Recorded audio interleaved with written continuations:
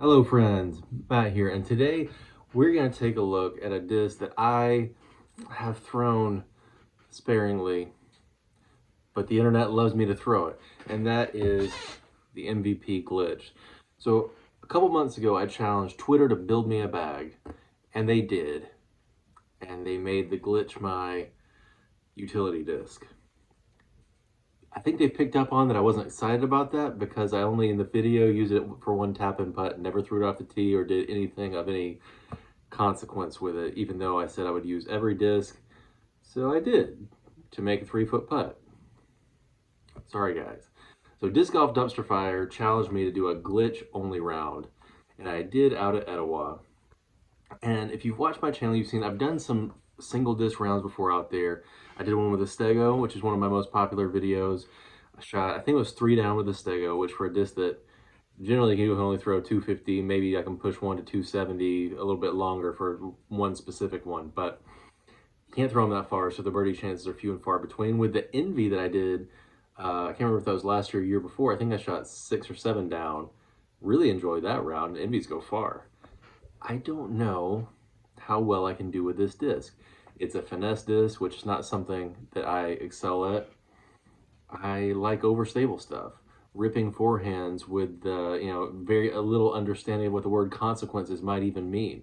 But this one, you need to be able to hit your lines with some finesse, with some touch, throw a fan grip, which I don't usually do, unless it's inside about 100 feet. I'm really just hoping to shoot par with this one. Out there, let me think real quick. There's 2, 4, 9, 15. It's really 6 holes that I can reach with it to get a birdie, and some of them are not easy. There's like a gravity shot, hole 11 with a tiny green. You really want something overstable to knife into that green. Not sure how I'm going to use this one for that. And then there's a couple others where it's kind of on the edge of my range. If you clip a tree, you're not going to have a look. So let's get out to Etowah and see how I did.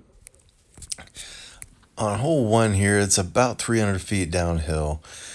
The glitch is actually a little more stable than I thought, so it's pin high, but it's way left, almost on the number 3 fairway. I've got a little funky straddle line over here, so I'm doing a little pitch up. It hits that kind of sideways leaning branch there, but I've got a little peekaboo putt here from about 20 feet and put it in pretty easy. Hole 2, just about 200 feet. Again, it's a little more stable than I thought on that one. I gave it a lot of hyzer and ended up hitting this tree in circle 2. Gave it a decent run, but just missed that putt, so I'll tap in for the par on that one as well. This one's the big boy in the course, 575. Just trying to get as much as I can off the tee. I'm thinking like go 220, 220, pitch up and make a putt. I'm on the edge of the fairway, but I got decent distance. Maybe a little more like 240 off here, but I've got to throw it with a lot of hyzer on this one. Ends up pretty good. Couldn't throw it quite as far on that angle, but it's in a great spot to attack. I've got about 150 left here.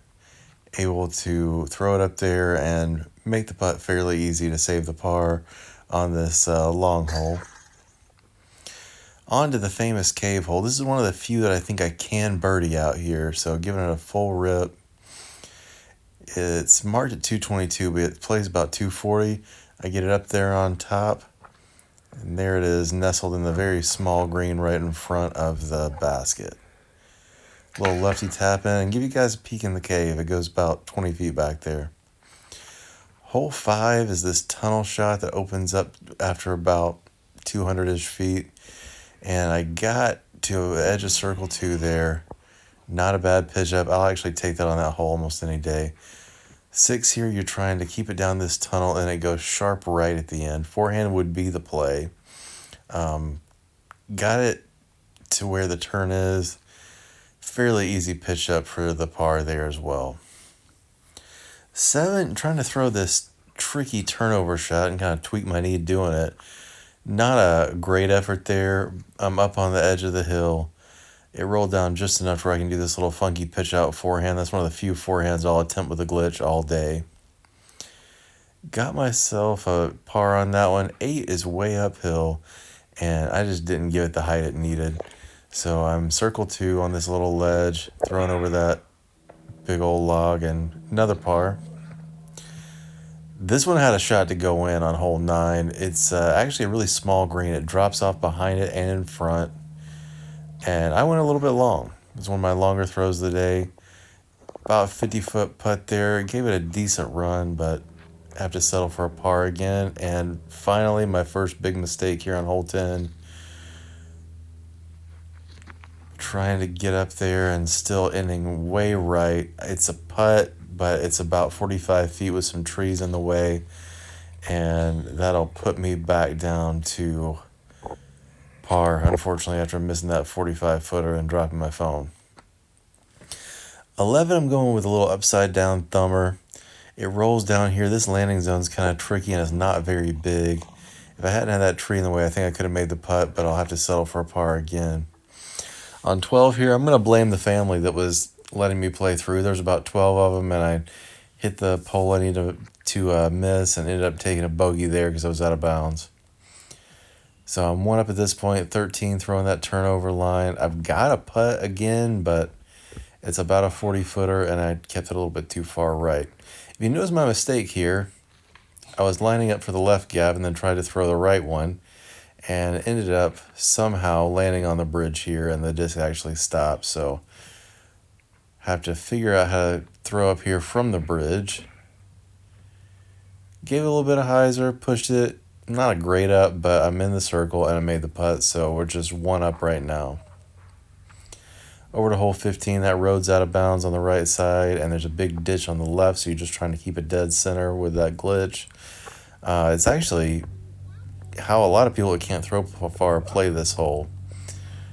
Pitching it up there in the pyramid and getting a tap in. Fun little cloud from a like a hot rodded out truck there. Not a bad run, but I hit this little tree, so it knocked me down short. Once again, I feel like a broken record, settling for a par. Going full yeets on hole 17, my phone died, but I was able to be circle's edge and get a par there. Had to come back out a couple days later for the last couple holes. 18's a par 4, but it's kind of a soft one at just over 400 feet. Pretty good shot here off the tee, and I thought this might fade a little more than it did. I'm circle's edge on these rocks on the right side, thinking I got myself back to even, but it chains out on the right. So I have to figure out one of these last two holes to try to get myself back to even.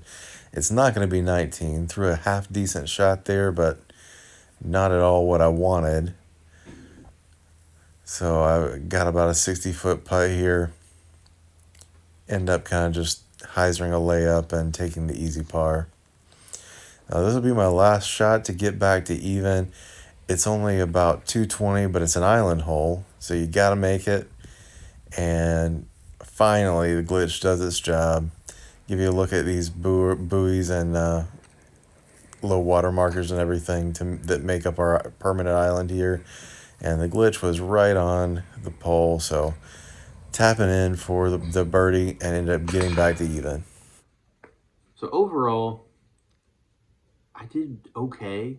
Threw some good shots with it, making pars on some of the long holes and giving myself a shot where I needed to. Getting even par with this disc is not something that is easy for me.